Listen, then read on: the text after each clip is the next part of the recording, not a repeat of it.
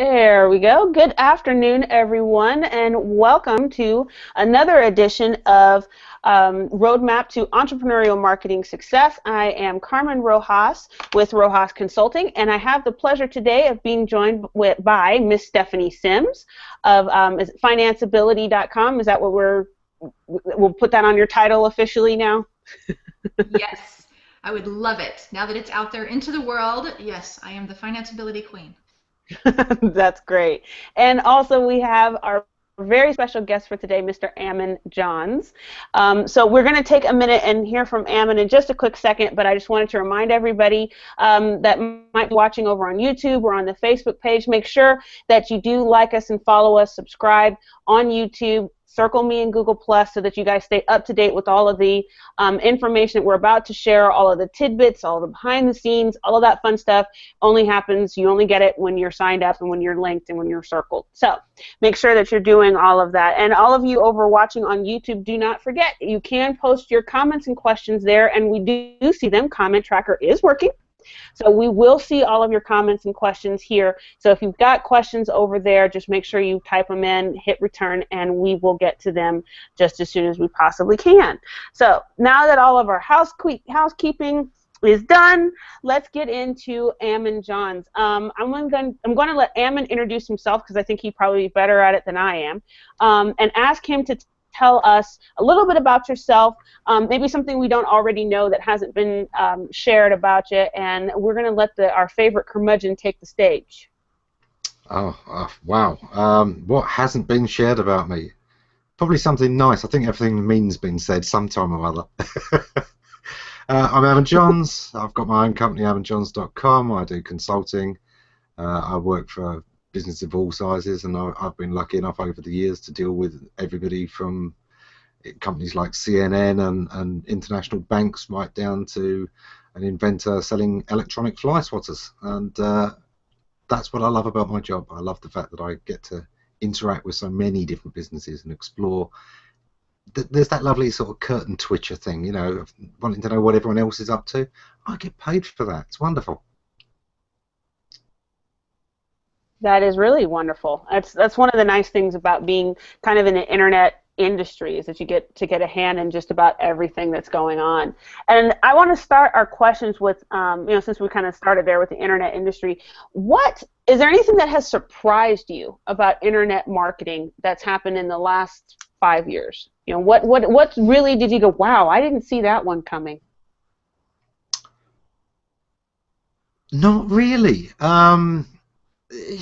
There's always, you know, small little tricks, but I think the only thing that really stands out, most new platforms are just, oh, it's another one, or it's just this with an extra bell on the top, and you know, that's not a surprise. I think certainly Google now has gone further than I expected elements of semantic search to go, but I was writing about semantic search in 2003 and saying, you know, that it was where the future was, that personalized search was going to become, you know, the big thing, and that the idea of keywords was going to become much less because the results I see are different to the results you see, because they're partly based on what you like, where you are, who you know, what you've bought before. All of those kind of things mean there is no one set of search results. There's your results, there's Stephanie's results, there's my results, and there's each individual member of the audience's results.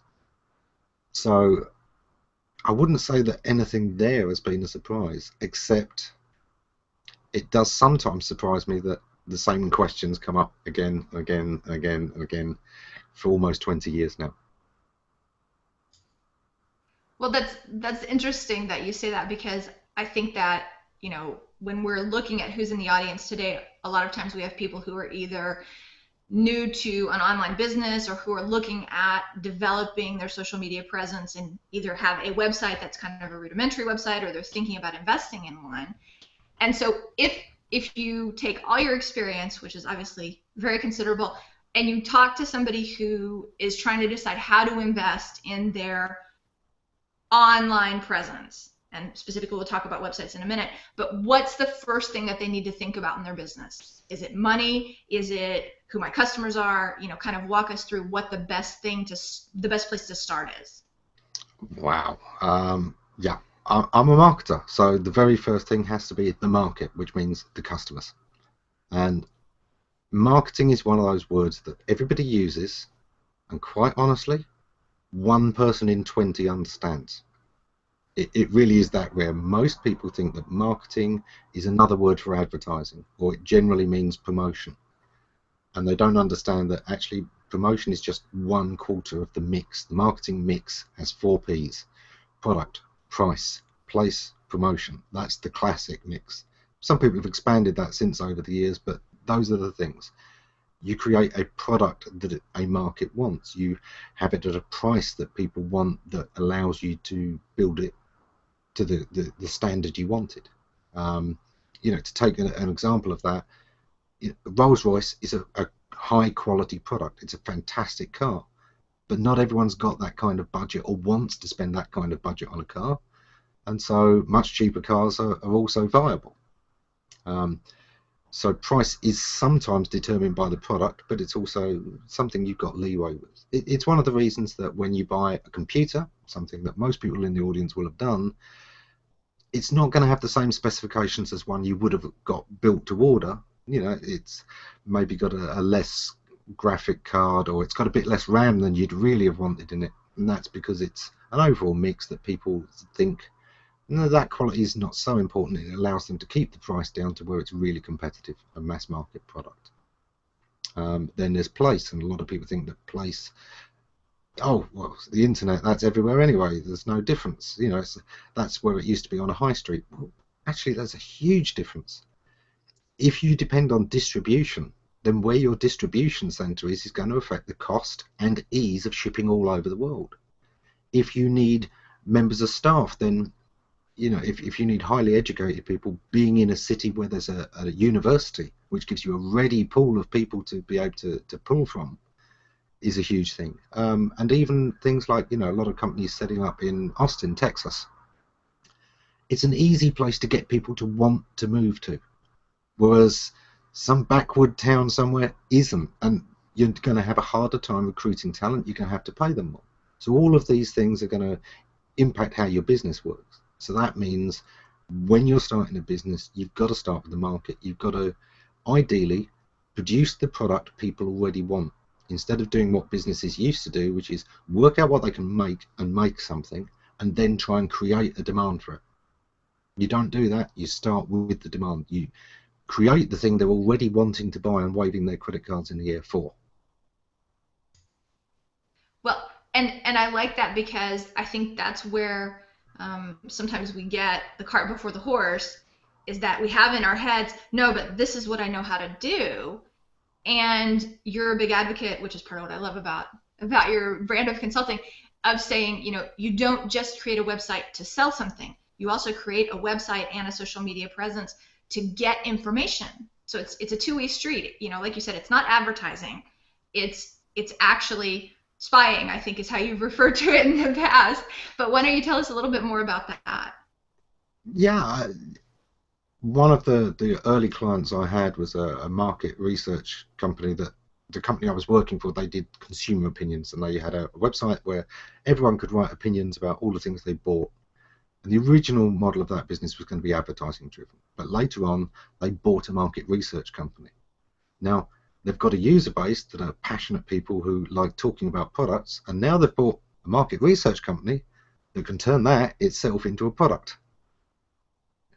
We've got a ready pool of people to be able to put together a panel, and even then panels cost £50,000. That's what it would cost to get a representative panel of your target market that was properly representative, or you taken out the bias as much as you could, ask them the right questions in a way that isn't leading. All of those kind of things, massively important. And you can do this for free all of the time. Your website is collecting data, how people are interacting with it, how people are interacting with you on social media, how people are talking about the things that you want to be doing on social media. You don't even have to be a part of that conversation yet to be able to find that conversation and listen in, fly on the wall. So my biggest evaluation of social media isn't to talk, it's to listen. It's the ability to be able to hear what your market are asking for, hear what they're objecting to, not only about your product, but about your competitors. And hear them talking about that one killer feature that they'd love to see in a product that isn't out there. And that conversation is happening all of the time. I bet every single one of us have said at some time, I love this product, but I wish it did this. Now, if somebody's out there listening, they've just been given the keys to own that market. I love that. I mean, I think one of the most awesome parts about kind of the revolution into internet marketing is that we can now learn so much more about our customers. I remember when I first got started when I was just out of graduate school and I was working for an agency, and I don't know how I got tasked with this, but I used to have to read all this market research.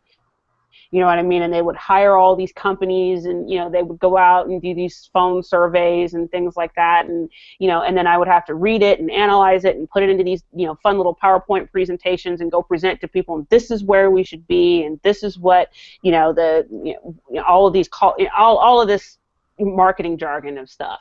But it's so much easier nowadays to just, literally, you just sit and listen in a chat room for a few minutes. And you can get all of that information, or if like I'm a huge fan of analytics, and just being able to, if you have your own website, your marketing basically asks questions, and if you read the analytics, the answers are right there as to what your customers want, don't want, how they want it presented, what price they like, all of that good stuff. That we used to have to really mine and go through a lot more effort to get those kinds of answers. And so I love that about marketing nowadays. Yeah.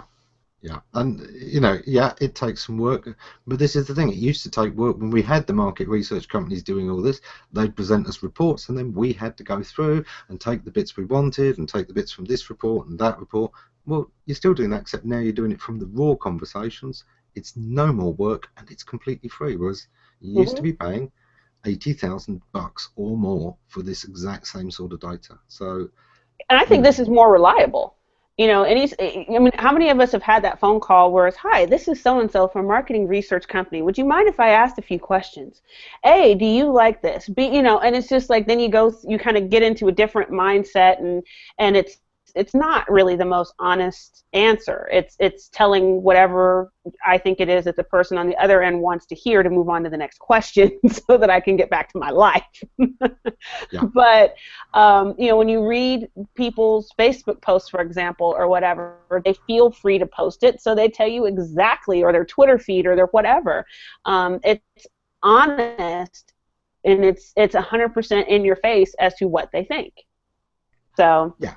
You've got to be a little bit careful that, of course, what people will openly talk about is often the very best, things they really love or the things they really hate, and nothing in the middle.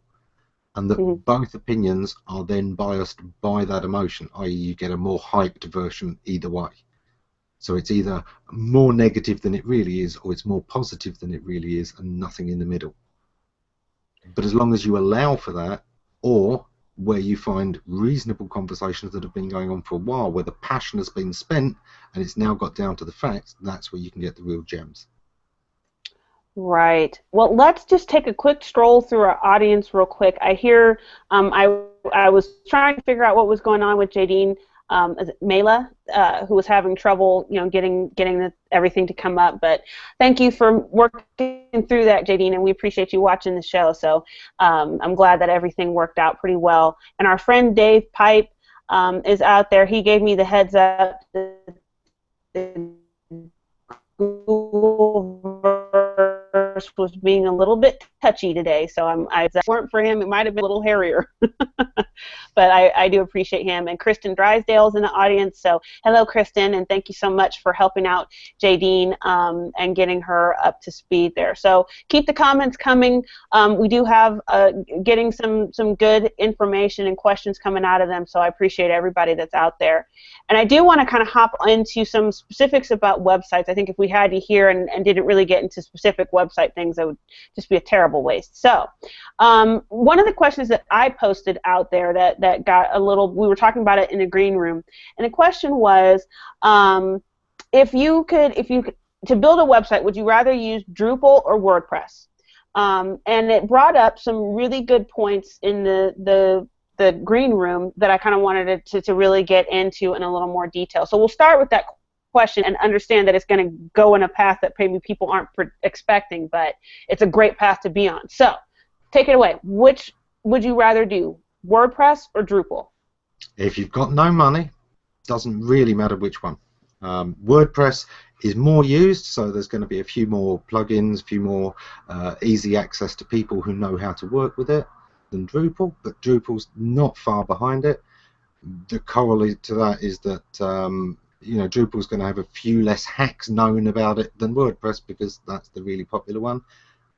But only go with either if you've got no budget, because these are mass-produced things to be used by hundreds and hundreds of completely different types of businesses. It's got very generic features. It tries to be something for everybody, and therefore it's a little bit bloated. It's got more features than it needs. It's therefore going to be inefficient. It's slower. It's heavier on the processors than it needs to be. So my advice is always, if you've got the budget, custom build every single time. No two ways about it. Now, is it worth, I'm sorry, Stephanie, but I'll ask the question. Is it worth perhaps delaying the start of your business to get, more money saved up to do the custom built site? I'd often say it is, but that's so much dependent on what your business is, whether it's one of those ones that, there's a trend to this and the time to hit is now. You don't wait, you get it going. It's better to make some money now. It's the shortest path to profit kind of thing. But there's other times where if you're going to be building a brand and reputation is going to be mattering, then you want to start right. You want to set the first impression onwards right. And in that case, you would definitely want to wait and have the very professional site rather than making do with something else meanwhile.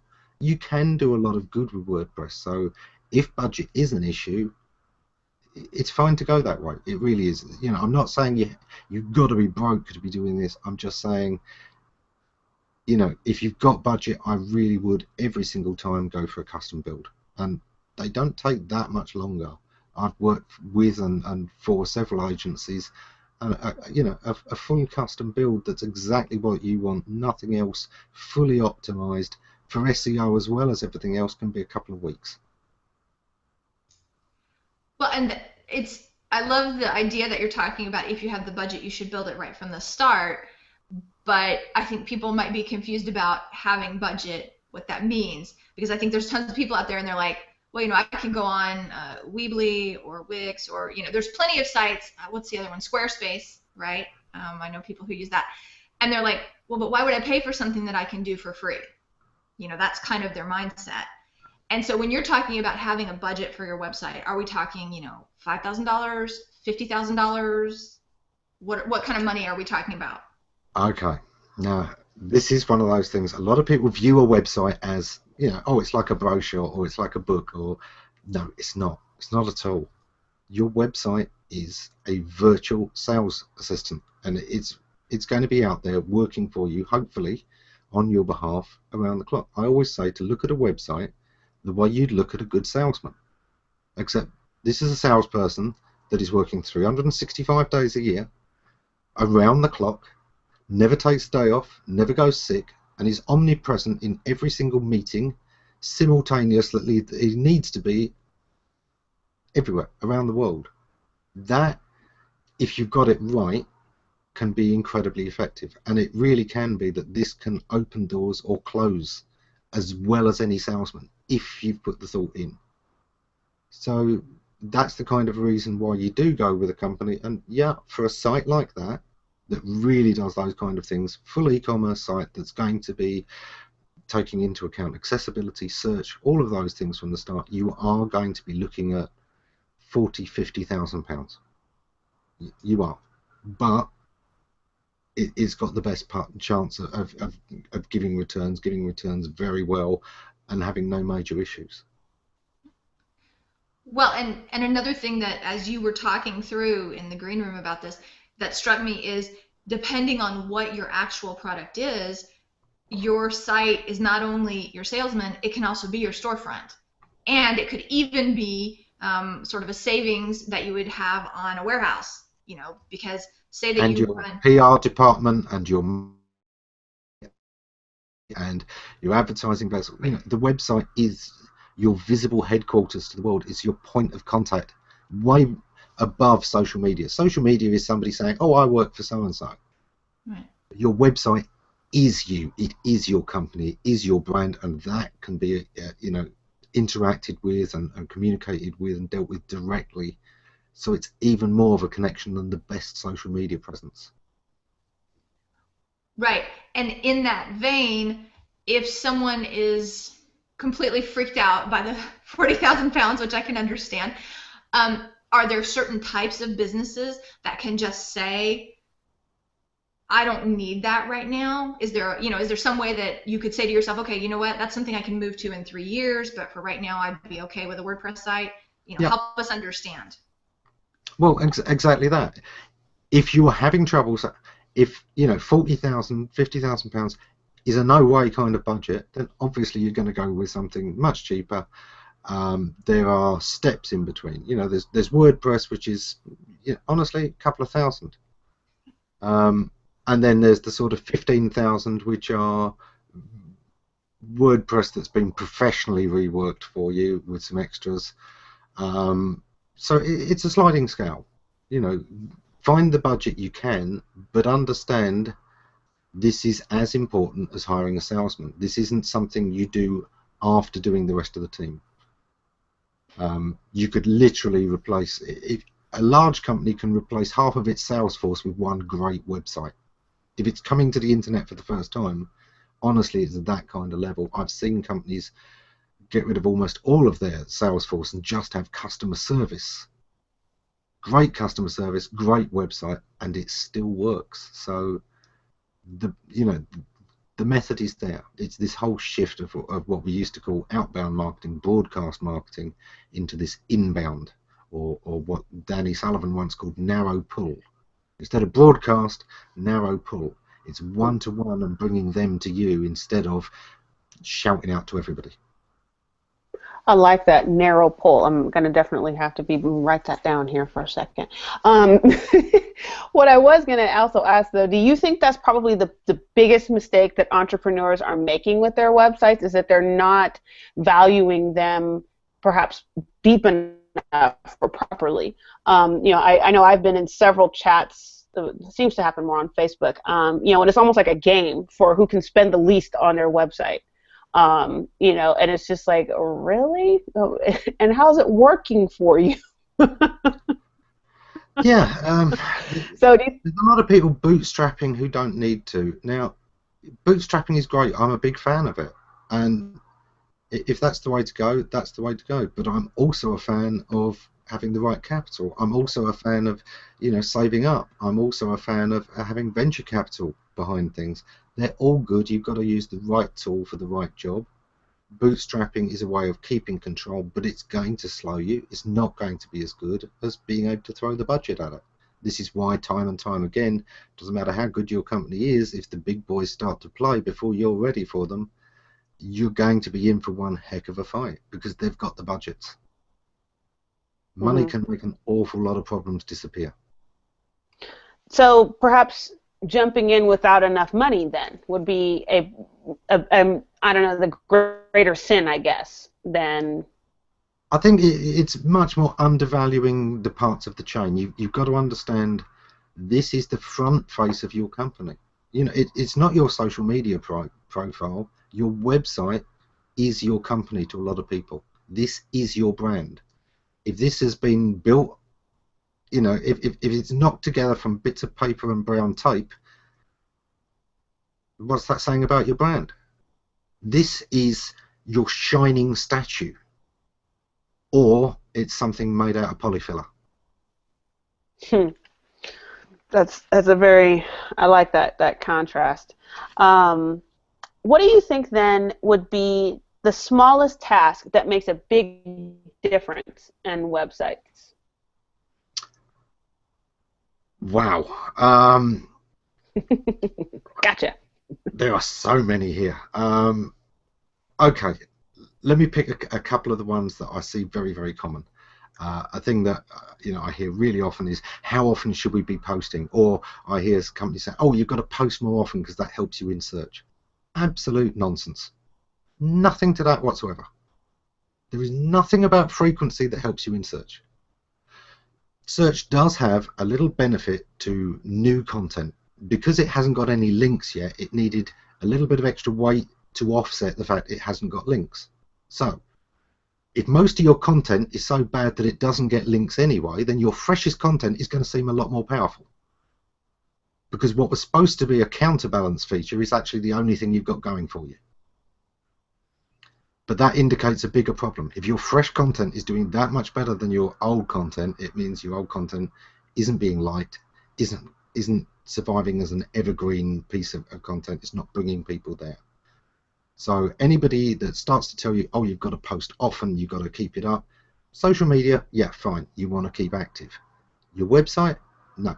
And search, definitely not. It's nothing to do with how often you're posting. It's how good this is, how well it answers a query. That's going to really make the difference.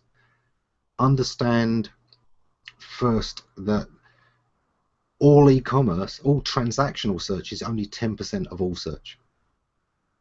That 80% of all search is done, the huge vast majority is for information, not for downloads or purchasing anything yet. I just want to know about it. And think of ways that you can provide information in your business that isn't just to get them to sign up for something, but it's to help them. It's to build that experience in their mind. I am your friend who happens to be in the trade. Because later on, when they are interested in something, it's your friend in the trade that always gets first crack. It's that thing where if they then do a search and 10 companies come up and they recognize that one and that's the one they've got a relationship with, that's the company they're going to go with. And it doesn't matter whether they're in position 1 or position 7. I know them, I like them, I trust them, I'm going with them. Well, and that's an interesting point, because as you were talking, Ammon, I do think people, especially people new to search and SEO and all that, they have in their minds, I have to be on page 1 of Google, otherwise I can't be successful. And to me, it's kind of crazy, because are those even the clients that you want? Or would you be better served by taking time and making sure that you can actually develop a relationship with people, which can be through social media, but also through your website, instead of being so focused on, I got to be on page 1? That's another one of those ones that's based on complexities that people miss. Yes, you need to be on page 1 of search, but almost certainly not for the terms that you will often think of. Right. If I've got a company that sells chemicals for cleaning pools, I don't need to be page 1 of Google for pools. I don't need to be there for swimming pools or paddling pools. What I need to be there for is pool cleaning products. That's where it's specific enough to matter. Better still, I want to be there number 1 for pool cleaning products to buy, or where can I buy pool cleaning products? Because this isn't even people just asking what pool cleaning products are out there and which ones are dangerous. You need that information. That's where the informational stuff comes in. Have that information out there. Everything people could want to know about chemicals when they're not interested yet in buying. But ultimately, the search you need to be number 1 on is the one where they've actually got their credit card in hand. But even then, understand that being number 1, once we are doing that shopping around, come on, we all do it. You put in your company, you go to the site, you see a product, you see a price. Great. How do you know if it's a good product and a good price? You go back to the search results and you look at another site. It's about the same. Okay, so let's have another go. Back out, back to another site. It's about the same. Now, I might give up at this point. Okay, it's the average price, it's the average product. Do you think I'm going to go back to the first site I saw for some weird loyalty that I don't feel at all? Of course not. I stay there on the 3rd site that's got the same deal as everyone else and buy it. Now, what I found was actually position 7, when that's your market condition, position 7 tended to get slightly more conversions than anybody else, because that tended to be more often than not where the 3rd site ended. But you can influence it by your description and all kinds of things like that. But of course, if you've got the same product and the same price as everybody else, you've already missed your trick. Right. What you should have is the extras, and this is where you've either built up your expertise, you've been the company they'd rather deal with, their friend in the trade. And this is where you can even beat people who are a dollar cheaper than you. I'd still rather go with my friend for the sake of a dollar every time. If it's even 5% of the total price, sometimes even that far, if that's the company I know, like, and trust, it's worth that extra bit. It's the security sense, isn't it? Right. So it's not all about being number one, but it can be about being on that first page. It depends how far people are going to go down the results before they give up. Right. Well, and I think the other thing, that the most important thing is, if you're on the first page and they already know you, to me, that's the big takeaway. If you're on the first page and they know you, that's when you've already made the sale. Yeah, that's when they will come back to you if they can't get a better price as well. That's the only site they will come back to. Right. And so I guess the question is, as we're thinking through how we want to build our site, one of the things you're saying is you need to make sure that everything that you've created, all the content you've created, helps them see that you're useful, helps them know, like, and trust you. Are there other things that we can do in the way that we set up our website specifically that could help us develop that trust before it's time for them to buy? It's really all about, making clear that your objective is to help the customer, because it is that customer is your livelihood. Without the customer, you have no business. And there's people who think that marketing and sales is about tricking people. Of course, it's not. I want the people who want to buy, because I want them to have a good experience so that they'll tell their friends about it. I don't want them disappointed. That's only good for a business that's intending to be open for 6 months and take the money and run. And that's not most of us. It's way more than 99.9% of us. We're in it for the long haul if we can be. So understand your customer. Try to really get into their mindset. Try to be helpful to them beyond just telling them about your product. Look for those extra things you can do, that extra mile you can go to help them get more out of your product. I think people do miss this. They try so hard to sell their product, they forget to sell the benefits to people who've already got it. And telling people more ways that they can use your product.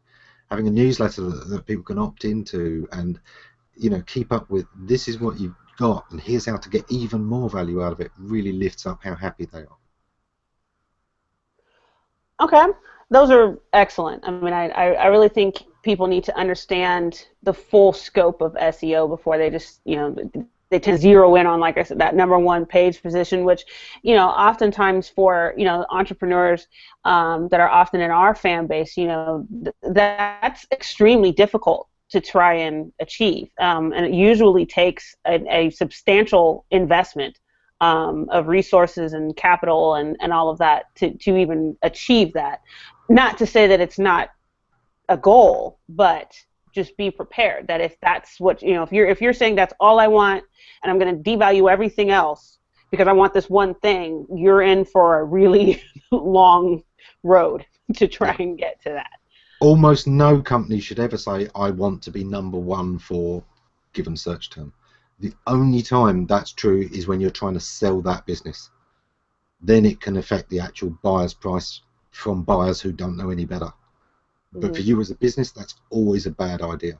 You don't want to be number one. Number one is usually the first one they look at and then compare to others. And unless you actually beat the others, they won't be coming back to your site. You'll get the most traffic, which is why people think it's the best one, but you'll actually get a lot less conversions. You'll have a much lower conversion rate than anybody else in that whole page of results. Because most of those people will be going on to another site to compare prices, and if they find anything that matches or any company they know, like, and trust further down, they ain't coming back. That's a really, really excellent point that I think a lot of people are missing. I mean, I honestly hadn't considered it that way, but I really think that's very valuable. And I know, when I took an inbound marketing certification program, and one of the things that they were talking about was it's not as important anymore to have that one search term where you're ranking highly, but you need to have several, within your, so it's more about having 5 or 6 where perhaps you're in those first few pages across the board.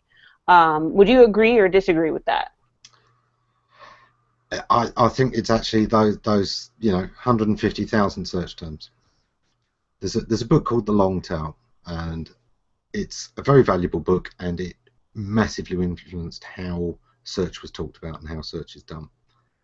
And what it's saying is that it's actually those unique searches that are so important. Now, Google says 50% of any, doesn't matter whether you're looking at a day's results, a month's results, or a year's results, 50% of all searches only occur once in a given data set. They're that unique.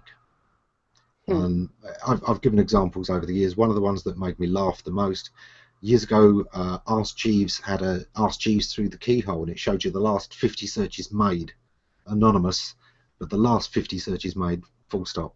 And one day, up pops, where can I find a red Chevy like my Uncle Bert's?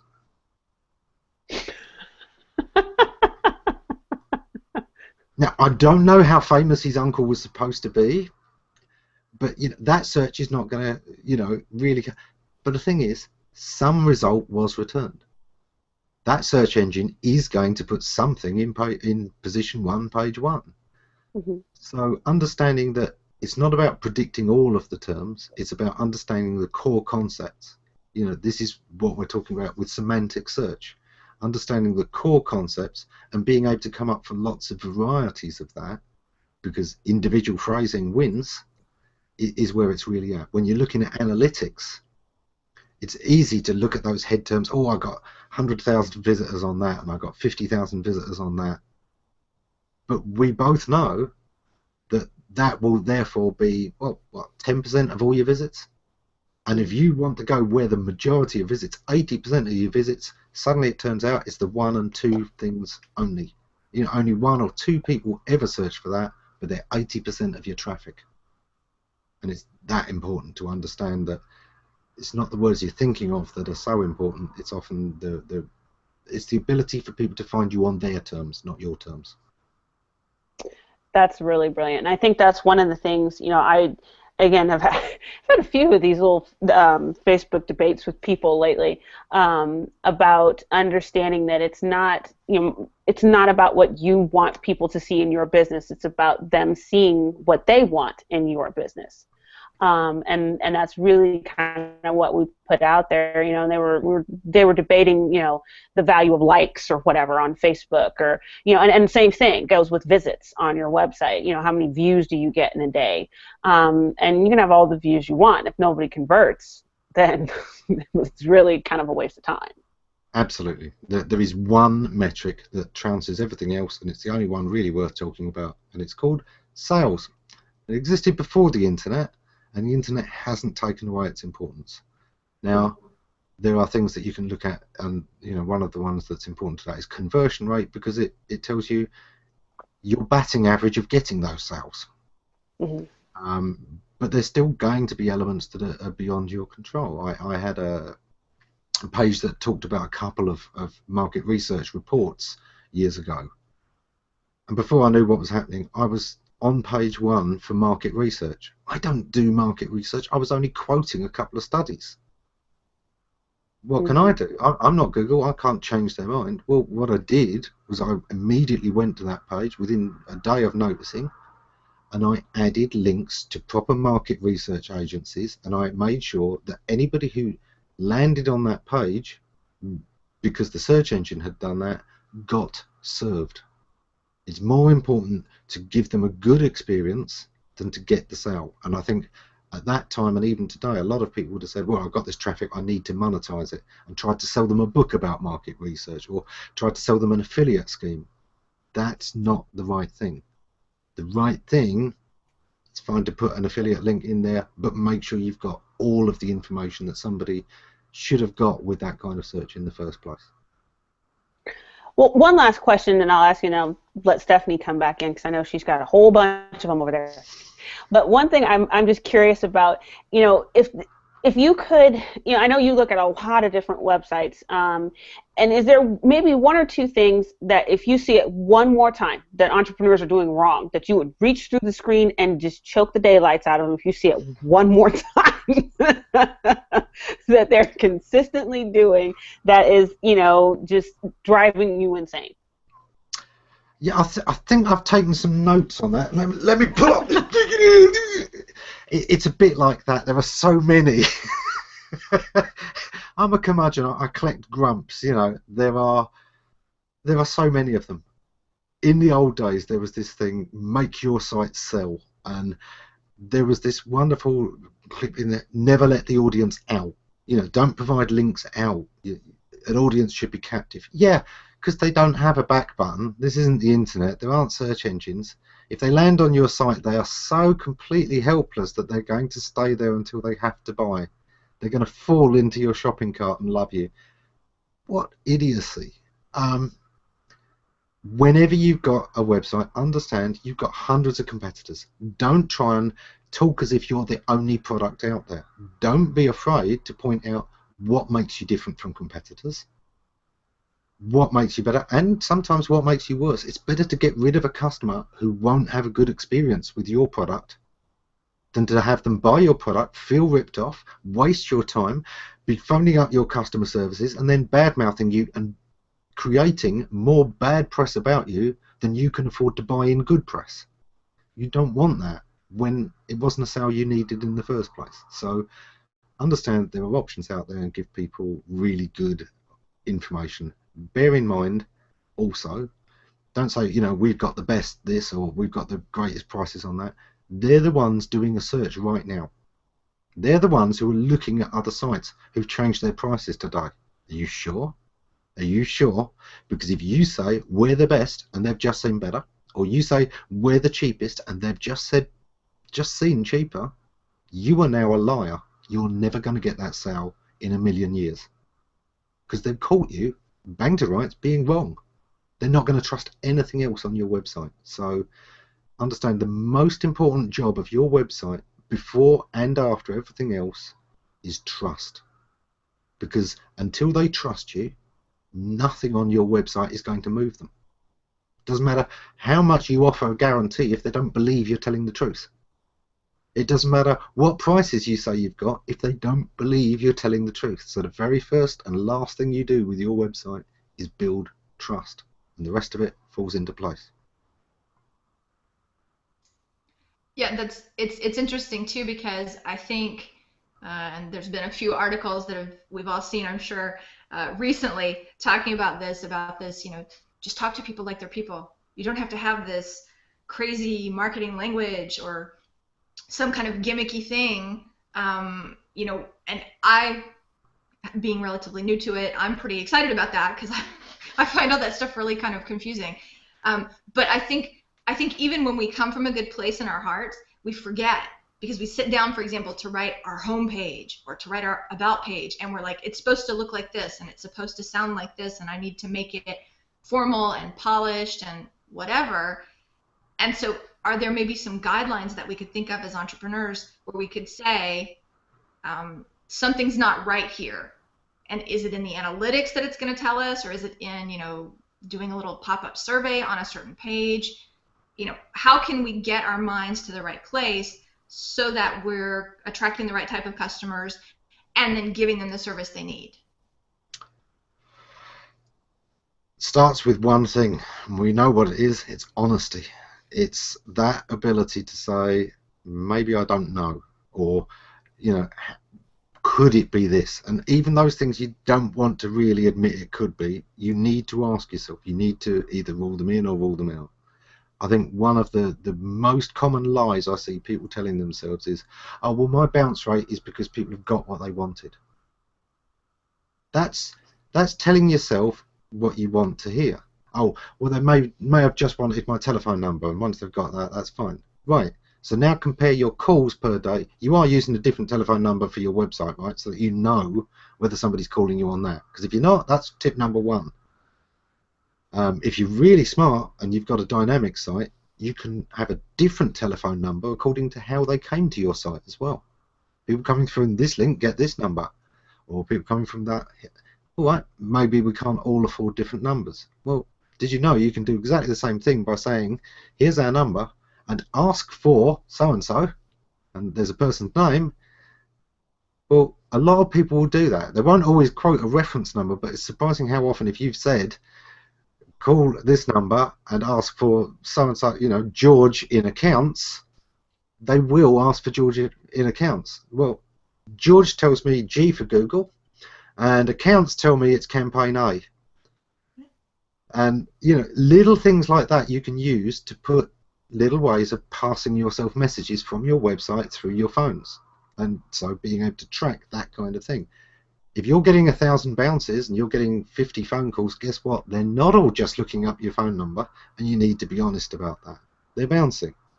And why? Well, sometimes it's that thing of, yeah, I've seen your prices, they're good, but I don't know if that's a good price yet until I look at some others. And they're doing the thing, you were in position 1, you've got a great product, you've got the same deal as everyone else, looks pretty good, but I've got to go elsewhere to know if it's good. By the time I've gone elsewhere, unless you beat them, not equal them, I'm not coming back. I'm going to go with the buy button where I am. So it's really important to either have the best offer or have the most compelling reason to come back to you. And there's too many businesses that have come to me over the years. Oh, we want to be like Expedia. Okay, so what's different? It's ours. What's different for the customer? Oh no, we want it to be like Expedia because Expedia is good. Well, yeah, but they're already using Expedia. They don't even have to search for Expedia. They've got it in their bookmarks. What have you got that's going to beat Expedia? And something I've said in the past is you can't just beat them in one dimension either. You've got to beat a rival in 2 dimensions. Look, you've got a cheaper price than company A that they usually go with. But company A has familiarity. That's a balance. They're not going to shift. They're going to go with what they trust. So now you've got to be cheaper and have better service. Or you've got to be cheaper and have better reviews to get that balance to swing in your favour. And if you don't beat them in at least 2 categories, they're not going to shift. Yeah, my favorite answer that they'll often give is, we're going to be better. How? In what way? We're going to have great customer service, because there are companies out there that'll say we're not going to have good customer service. We're just going to have monkeys answering the phone, and we're just not. Oh, you've met our phone companies. I may have, but it is a real joke over here that the phone companies have some of the worst phone service. They're the ones that will leave you on the phone for hours sometimes. Yeah, you've got to have reality about what you do. It's the most important thing for any entrepreneur. Aside from the website, the most important thing is a USP, and that means a unique selling proposition. If you haven't got something that sets you apart, go back to the drawing board. Don't invest anything in this until you have. You've got to have something that sets you apart, and ideally that something has got to be something that you've already researched, can prove, can point to, that customers value. Look, here's this forum and this article and these people all saying what they really want is this. And if you've got that, that's a unique selling proposition with value. If you don't have that, go back to the drawing board and find it first. Well, and what's funny is I have this for decades, and the industry has shifted. So what their unique selling proposition was when they got started is no longer valuable, post the internet and all of these other things. And so we're in the process of working with them to discover a new unique selling proposition or value proposition, or there's a lot of different terms for that, but and it's a lot harder than I think they thought it was going to be. To figure out what it is about, and we've had some difficult conversations where they felt, like, God, I don't know, aren't you supposed to tell me? And I'm like, no, that's not what I do. I can help you find an answer, but you've got to find it. Yeah, no, that's not what I do. And offline, we used to have, geography and physical constraints giving us a chance, i.e., I'm the closest business to this many people. Or I'm the one that's easy to find parking for. Well, the internet doesn't give you that. The difference between my company in Britain and yours around the corner from somebody over there and a company in Thailand, we're all the same distance. It's called one click. One click is the distance we are, and we've all got it. So now you've got to differentiate on something else, and that's got to be a combination of the things that people want. Part of it is going to be honesty. Believe me, a lot of people would say honesty is the hardest thing to find when you're a shopper. Everyone's saying their product's great. Everyone's trying to, bamboozle you and show their products in a great light. Being demonstrably honest can be a real unique selling point. It's worked for me even as a curmudgeon. Well, and that's interesting because I think it is something that a lot of people struggle with. They really want to put their best foot forward, and it goes back to this mentality that it's a brochure. Your website is a brochure.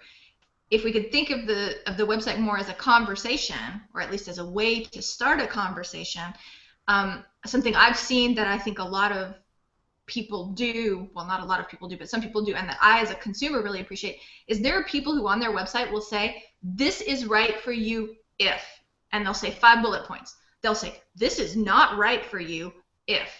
Now, the problem is because it's worked for a lot of people, now the list of this is not right for you if has become this is not right for you if you're an idiot, which I don't particularly appreciate. But, is there another elegant way to get that message across, or is there some technical way that we can do that? I love being more conversational. Look, every click on a website is a question, except when it's an answer. And when you provide 2 or 3 links, well, that's kind of a question. Would you like to know about this? Would you like to know about this? Or would you like to know about this? And that click is the answer. But other times they've already asked the question, that was their search query, and now they're looking for the answer, and it's your turn to talk. So yes, the web is a conversational medium, and every click is a part of that conversation. Every link you provide is your return question, and the link that they select is their answer. So by thinking of it that way, you really do start to get a better idea of how this is a conversation, and therefore how you can steer it. One of the things that I pointed out years ago is salesmen don't sell the same way to every single client. A good salesman, say you're a car salesman, they are the classics, right? The minute somebody has walked in, they're looking at how they're dressed, whether they've got a wedding ring, and all kinds of other clues about them that give them an idea of what this customer is going to be interested in. And there are so many clues in them. Well, the way somebody came to your site is a big clue as to what kind of person they are. And the thing, the exact landing page that they've come in on, if they're landing on your why our product is cheap, they've obviously, even though you can't maybe get the search results, that they were asking about cheap because it's your cheap page. So price is an option. So you don't try and push the high price stuff at them, because the first thing they've told you is, I'm looking for something cheap. Now, you can stress why the slightly more premium product is better, fine, but always in the context of understanding their interest was cheap. I talk about landing paths, understanding how somebody came to your site and then guiding them in ways that enables you to learn more about them by thinking of the paths through the site. And the exact path that they're on tells you where they're at in the process. You can script the whole thing, just like telesales scripts. Have that thing where if they ask this question, and then from there you can diverge, where you can path out your whole website like that. Sorry about that. We have just about a little less than 10 minutes left. I don't mind going just a few minutes over, but I certainly want to be respectful of everyone's time today. I wanted to bring up this comment from Mick Sharp out in our audience, who says, bottom line with customers, don't waste their time. And I think that's 100% true. And a lot of the websites and marketing designs and things like that we see that didn't work is because they did waste their time. And one of the things that I often like to tell my clients is clarity trumps persuasion. Don't try and persuade people, just be clear about what it is that you offer. Don't be afraid to ask. Don't be afraid to ask questions and offer 2 links, which is their ability to answer. Mm-hmm. Yeah, and one other person that's out in our audience I just wanted to give a quick shout out is to Lem Mobley. How you doing? I'm so glad that you made it over here, and hoping definitely catch this on the replay for any of you also that are joining us a little late, because I'm telling you, the front half of this show, loaded. just completely loaded. So we want to make sure that we do that. There's just a few more minutes left here, and I just wanted to kind of wrap it up. And I wanted to ask Ammon a seemingly unrelated question, but why do you love doing what you do? I have always loved strategy games and puzzles. I like complex things. I like things that keep me guessing and don't have one right answer. There's lots of different ways of doing them, and it's something I joked about with Jason T. Weiser, and we actually both decided there's something to it. There's a lot of strategy gamers who like SEO, and there are similarities. It is like the world's greatest strategy game with big budgets. It's like gambling on a strategy game. I've always tended to have a position where I interact between people and systems, and that's been all kinds of diverse systems. It's everything from IT and SEO, going back to how a transport system works. When I work for the transport system, there's always been that thing of understanding complex systems and simplifying it for the user. So those two things are the things that keep me at it. Yep, I think it's funny that in the best lights, you kind of remind me of like House, the guy on TV. not that you're addicted to drugs, but that you like solving puzzles, and that being able to kind of take people and businesses that are just going, he's sick, I don't know, the site's sick, it's not working, and being able to kind of diagnose and treat and figure things out. And that's kind of, that's your jolly, so to speak, is to really be the one that gets to solve those puzzles. And if there's no puzzle in it, it's just not that much fun. Yeah, and the thing is, there's always a puzzle there. This is what I absolutely love. Every single project is unique, even for clients I've worked with before, because your first campaign changed the landscape. It changed what that market is. So it's a whole new puzzle again, and to get it just right, optimized is this really hairline point, and getting it there is so much fun. It exists for such a small moment in time. Yeah, sometimes definitely, but it's one of those words that bugs me, and even I've found myself using it sometimes. It's over-optimized. Isn't that a terrible thing? Because you can't over-optimize. It's either optimal or it isn't. Anything that isn't optimal is suboptimal. The idea of being over-optimal, oh, that's too good. Then it's not good, is it? Well, just one question for you though, Ammon. Do you think that some people use that as a way to talk about the return on investment? In other words, what they're saying is, in order to optimize the last 0.25%, you're going to spend as much as you did to optimize the first 50%. And so it's not in the vacuum of, yes, it's getting better, but it's more relative to the investment that's being made in time and energy. Oh, I wish that was what they meant, but it actually it's a lot less. What they mean is they've done too much keyword stuffing. They've put 50 repetitions of their keyword in there, and they call that over-optimization. No, I call it over-stupid.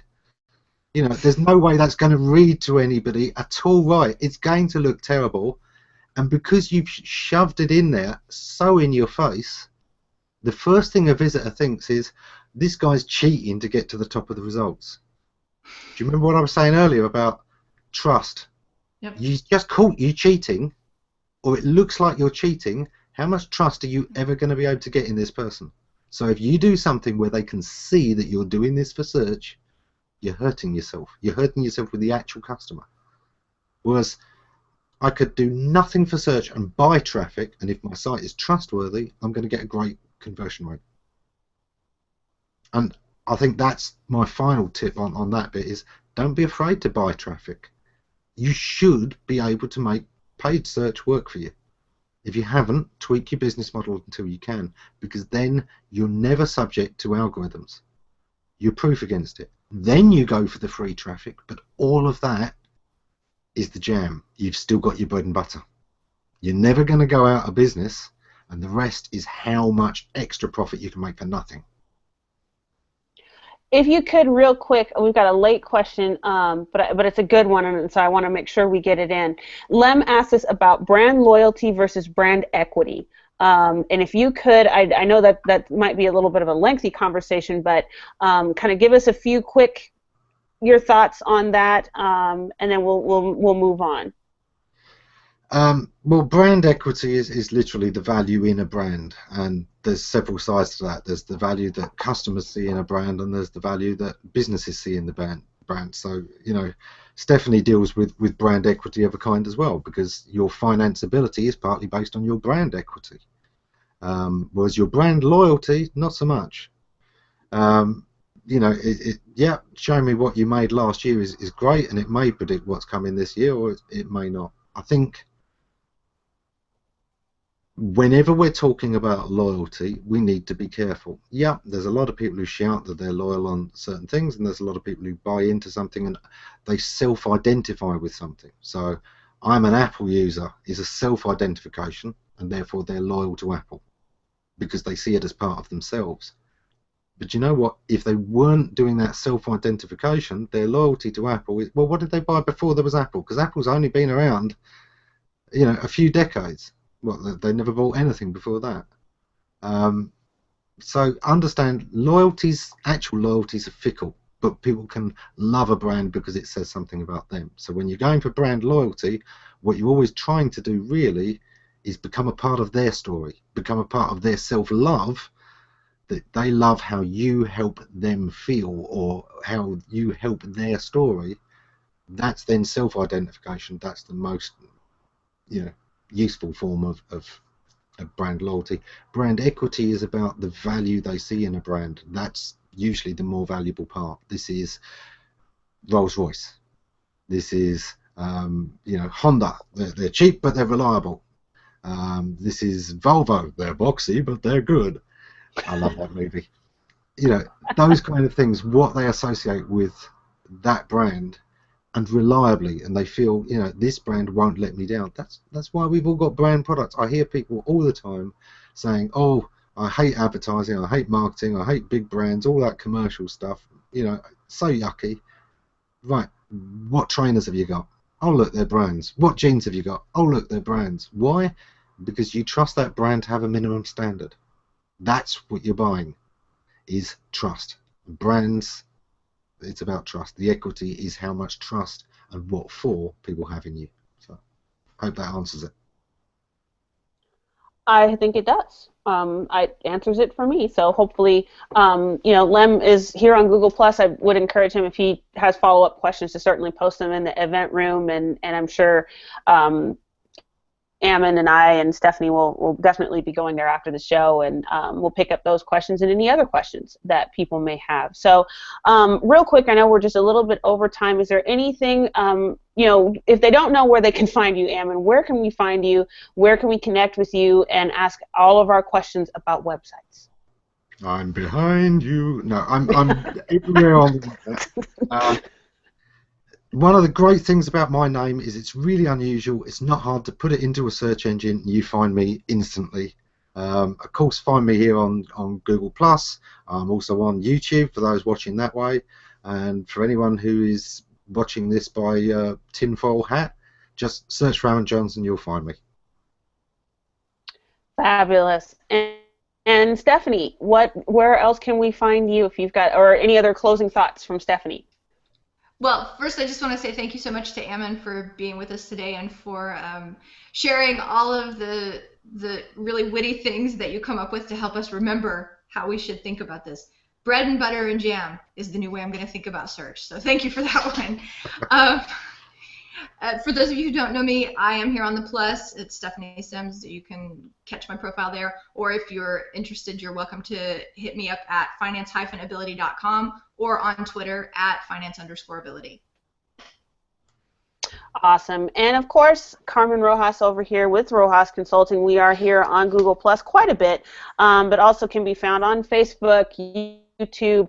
We have a Pinterest page. We're pretty much everywhere. So if you just Google search Rojas Consulting, most likely you'll find this there. So it'll list all of our lovely little programs. Next week in our third this is the third. So next week is our fourth in the series. We are going to be talking with Laura Williams about content. So we're going to take all of this lovely SEO knowledge that Ammon has blessed us with and apply it to content and approach that side of marketing. So we are looking forward to that. We'll be posting the invitation out there shortly. Make sure that you are subscribed to our YouTube channel so that you can catch all of our wonderful shows. You can also see the last series that we did all about finance. So if now that you've seen the show and you want to find your 40 to 50,000 pounds it's going to take to build your website, if you go watch our finance series, that'll tell you how to find them.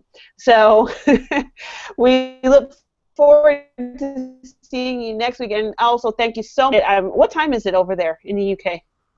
It's only 8 p.m., so it's not too bad.